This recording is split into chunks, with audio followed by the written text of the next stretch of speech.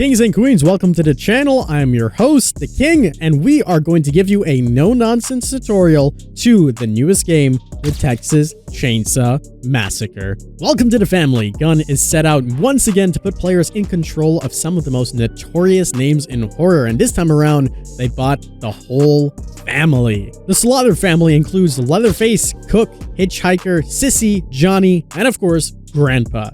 The victims in this will be Maria, Anna, Leland, Sunny, Julie, and Connie. Each of these characters all have unique features, perks, and abilities, and we're going to go through each and every one before we get into the basics of what you need to do on both sides. Keep in mind there are 3 different maps: the family house, the gas station, and the slaughterhouse, with some having night versions of them as well. Cook has the ability to seek. This allows you to lean in and listen carefully for strange sounds, which essentially identifies where victims are making noises, and you can relay that to your team.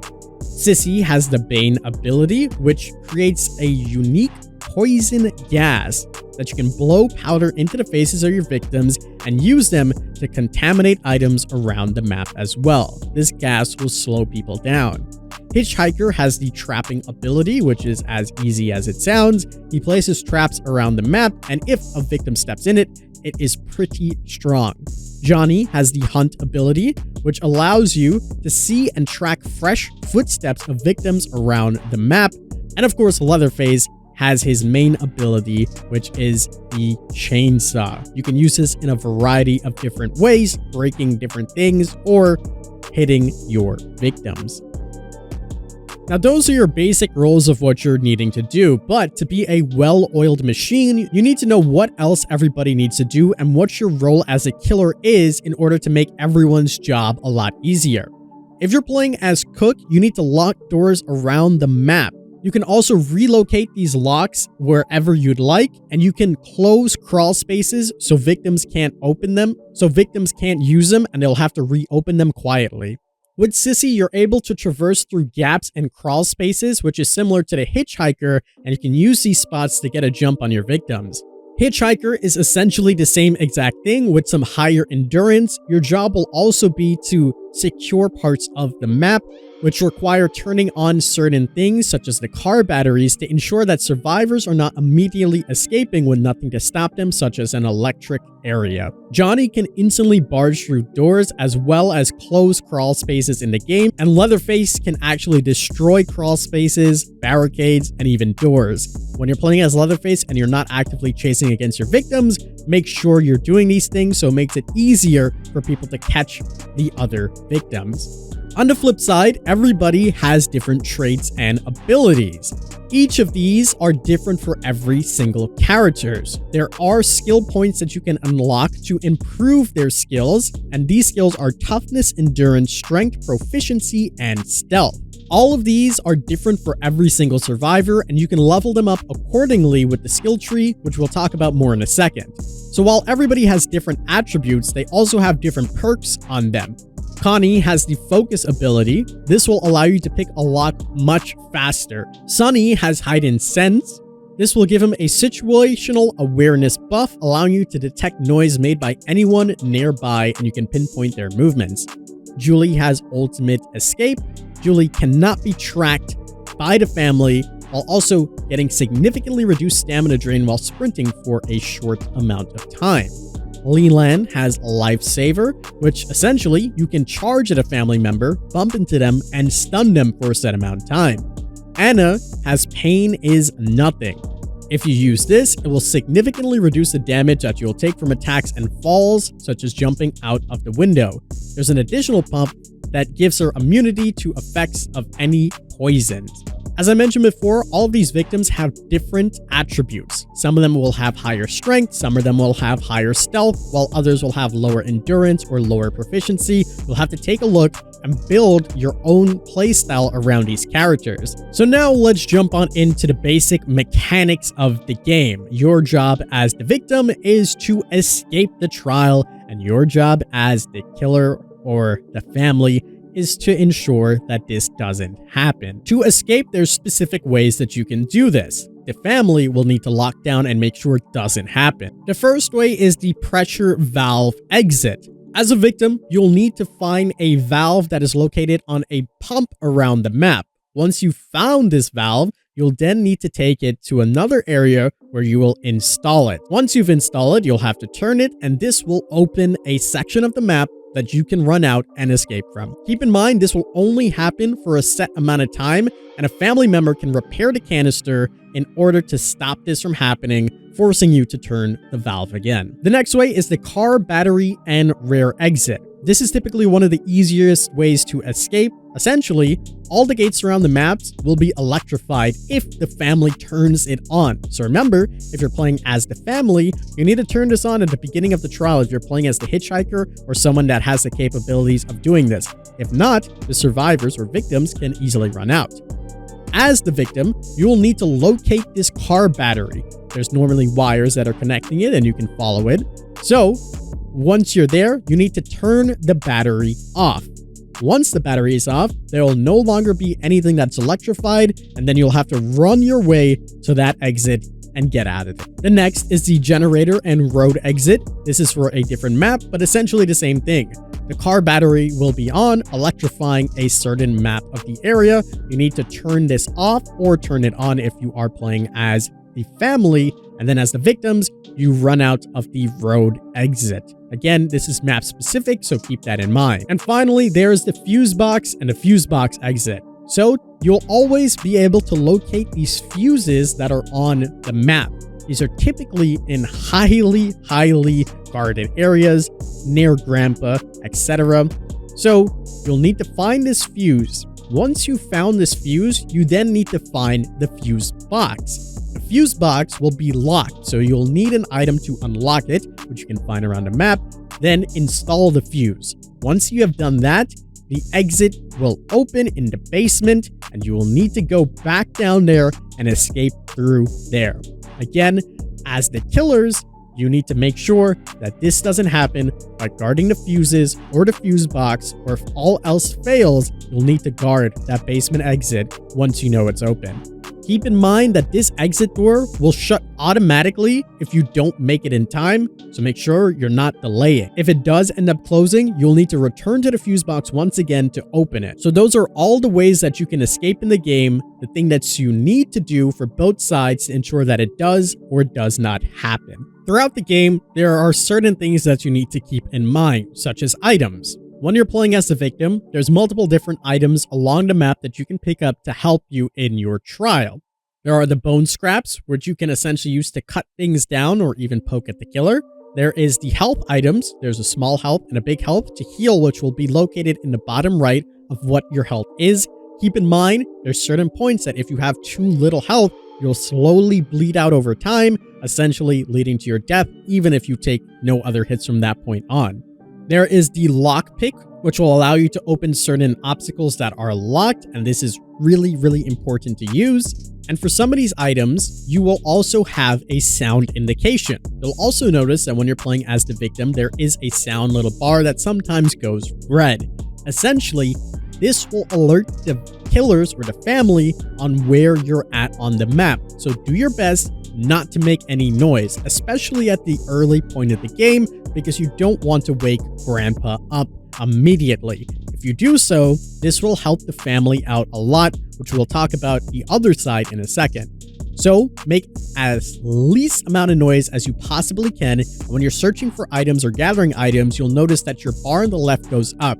If it starts touching the red, it means you're making too much noise. Simply hold the button or tap it every few seconds. Make sure it goes back down and take your time with it. Making too much noise will alert the killers where you're at and essentially could lead to your ultimate demise. Grandpa also has an ability when he's awake. He will automatically turn awake, or become awake, I should say.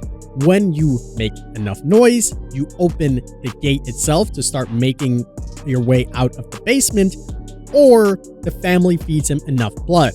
Once he's awake, he will allow the family to pinpoint the location of all the survivors. For the first couple of levels, all you need to do to avoid this is to stand still. If you move, everybody will be able to see you on the map, including the killers, and they'll come to your location. Every single level up of Grandpa will make him progressively stronger, and at the maximum level, which takes a lot of blood, You will not be able to stand still anymore to hide, so keep that in mind. Every time Grandpa levels up, the cooldown goes quicker and he'll be able to have a lot more range, so make sure you're standing still when this happens and make the least amount of noise as you possibly can. On the family side, you'd want to wake up Grandpa ASAP. This allows the other characters, that's not Leatherface, to be able to get access to the basement. Not only this, but you'll be able to pinpoint where the survivors are at and get some information to help you. Continue to look for blood around the map in order to feed Grandpa, and every time you hit victims, you'll also get some blood that you can then give to Grandpa.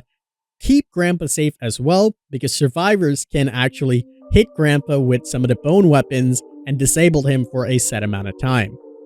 So those are all the basics that you essentially need to know about the game itself and understanding what goes on with it. Let's talk about actual gameplay now and what you need to do in certain situations. As the victim, your first goal is to untie yourself. Make sure you're not making enough noise, as we mentioned before, and then start looking for items to help you throughout. Everyone has different attributes, so things will help them differently. Connie, for example, should prioritize getting a lockpick because her skill allows her to immediately open some of the locks. If you're able to do this, you can then go to a door and open it up, which will start the big chase with everyone coming down into the basement, but if you play your cards right, you can then move up and continue moving on. Other characters can use whatever they need to help them, but everyone's goal should be getting out of the basement by finding lockpicks to get out. Once you've done that, you'll then need to figure out what type of escape are you going for. Are you going to be going for the fuse in order to get out? Are you going to turn off the battery to come out? And keep in mind that most of these things also require lockpicks. On the mention of lockpicks, the way it works is that there's 3 stages. Connie is able to immediately open them if she uses her power, so you don't necessarily need to worry about this. All you do is press your button to use your perk and you're able to open the lock. If you're playing as anyone else besides Connie, in order to use the lockpick successfully, you need to pay attention to when the arrow turns green. You can move this with your mouse or your controller, and when it's green, press the button that it prompts you to use. Make sure that you're not going to the red because that will break your lockpick, so you need to take your time, just like with the noise one. Do not break the lockpick or else you'll need to go get another one. So once you've done that, you'll be able to do this 3 times. The first time, you'll unlock one section of the lock. You'll then need to reset, find that green sweet spot, do it all over again, and then once you've done it for a second time, you do it for your 3rd time. This will consume your lockpick, so keep in mind you'll need to find more. That's how lockpicking works. Now, once you're out of the basement, continue to look for items that you need, and if at any point in time you are chased by the killer, your best thing is to lock doors, go through crawl spaces, and if worse comes to worse, jump down a well. Some of these things will damage you, such as jumping out windows or down wells, so keep an eye on your health when you're doing this, and that's the best way to avoid the killers. In this game, stealth will be used to your advantage, so make sure you're staying still, hide in dark corners, and keep calm when killers are around you, because sometimes they don't see you. On the opposite side, if you are playing as the family, everyone is going to have to keep in mind what their specific role. If you are not Leatherface and you have spawned above the basement, your number 1 priority is to start feeding Grandpa and locking areas around the map. Get rid of crawl spaces so victims can't go through them. Break as much things as you can if you have the ability to. Lock things as much as you can so it makes it easier for your trial. And feed Grandpa. The quicker you get him awoken, the quicker you can go into the basement and start wreaking some havoc on some unsuspecting victims. As Bubba, your goal is to destroy as much things as you can. This being doors, pallets, vaults, crawl spaces if you can. All of these things will help you, so when you are in the chase, the victims don't have a lot of things to use to their advantage. If you're playing as certain characters like the hitchhiker, make sure you're trapping things that are essential, such as fuse boxes or car batteries, so that way if someone unsuspectingly runs into them, you'll be able to catch them off guard and then get an easy kill. One of the best things that you can do is initially getting people injured. By doing this, it will slowly start making them bleed out over time. So you don't necessarily need to gun for somebody and always try to get him, because that not only can reduce your stamina, but other people will be doing things during this time. so getting a few initial hits here and there works out quite well. The family side is all about teamwork. Make sure everybody's doing as best as they can. Cook can get you that information. Hitchhiker can chase people and lock down some spaces, and Bubba can break things so people don't use it. So a well-oiled machine team will do good. So now you know your roles and what is expected of you to do, and you can hopefully have a better chance of doing well. So now that you're done with your game, it's time to level up and use the skill tree and get more attributes to help strengthen your roles. So both sides will be different. On the killer side, you'll have a way to raise your power level and get unique perks for multiple different characters, as well as specific characters. You'll also be able to get some abilities for Grandpa that will help you, and you can use the unlocked ability in a special slot on the character loadout screen. You can run 3 perks max per loadout, with a total of 5 different loadouts that you can pick from at any point in time. All of the perks will do different things, so keep in mind what you're doing, and then you can level up your attributes themselves by getting more attribute points. In order to get attribute points, you will need to level up on the skill tree. If you want to level up pretty quickly, keep in mind that winning a close encounter, turning generators on, escaping or dismantling traps, or healing your teammates really gives you a lot of points. On the flip side, killing survivors and just doing what you're supposed to do gets you a lot of points as well. Once you're there, you can then go to the skill tree or the ability unlock tree in order to level up your ability, or click the path that you want with your skill tree.